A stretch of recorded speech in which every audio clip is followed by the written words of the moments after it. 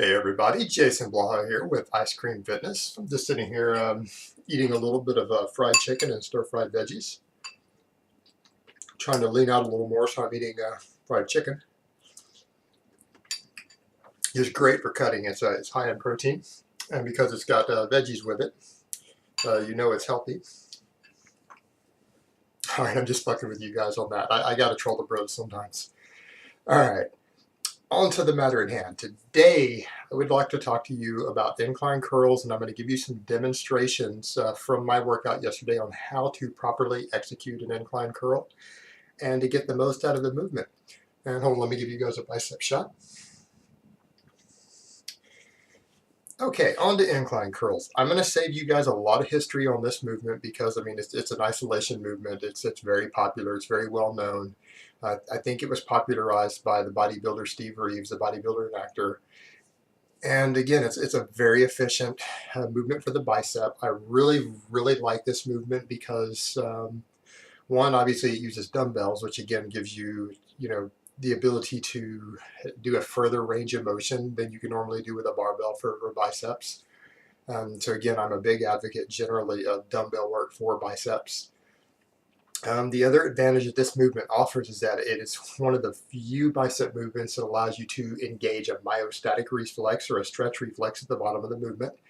And again, that adds an element to it that's really hard to get with other movements for the bicep. And so let's get right into it. That's really all we need to know about that. I will go ahead and link my video discussing common mistakes with bicep training. It would be a good supplement to this video if you want to check it out, on just basic rules on how to curl correctly and actually train your biceps with a curl. In just a minute, I will show you one of my working sets on the incline curl from yesterday. And I want to point out a couple of things. One of the things you'll notice on it, because this one will be a side shot, is that I have almost no shoulder movement in it. The dumbbell is back here behind me, and I curl it up, and really my hand doesn't go very far. It doesn't come up here. I'm not using my delt or shoulder rotation in order to curl it. I'm using just my bicep with just a little bit of shoulder movement, and I'm contracting it just enough to squeeze at the top, and then I'm coming back down.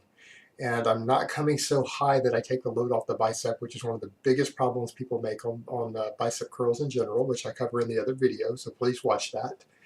And I immediately come down, and I do not pause at the bottom. I do not alternate. I just immediately from the bottom, I stretch up and contract as hard as possible. And with a controlled eccentric, and I try to do the concentric, fairly fast. And again, it's to engage that myostatic reflex. When you stretch, put a muscle into a stretch position, at the bottom, the nervous system will tend to almost panic a bit and give you the capacity, if you contract it immediately from a stretch without pausing, it tends to give you a very strong stretch reflex, which allows more motor units to be recruited more quickly, and in this case, induce more hypertrophy. So again, I don't pause at the bottom, and I just immediately contract and go to the top. So here, I'll let you go ahead and watch the video.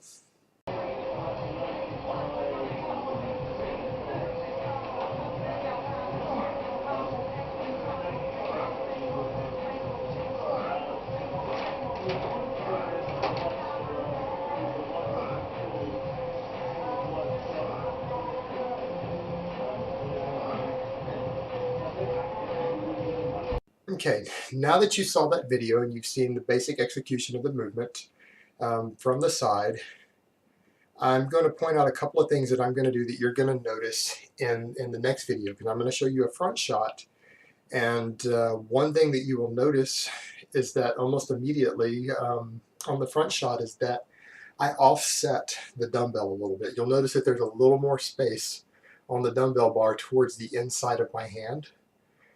So that I actually have to actively push a little harder and supinate the wrist just a little more on the curling movement. And the reason for that being, as I discussed again in the other video, as far as the function of pronation and supination of the wrist, supination at the top of any bicep movement is critical if you want to recruit as many fibers as possible in the main heads of the bicep rather than the brachialis. So again, by doing that, it kind of creates a bit of a trick to where you're actively having to supinate the wrist, which again is upward like this, palms up, in order to keep the weight balanced. One of the other things you will notice in the video also is that this, just like I discussed in the bicep training video, in order to avoid it becoming a forearm movement, you'll notice that my hand trails just a little bit behind my wrist. So instead of curling like this, you'll notice that I'm curling like this. And again, that takes some of the load off of the forearm flexors and prevents the curl from becoming a forearm movement and keeps the load on the bicep. And so again, I'll let you go ahead and watch the video.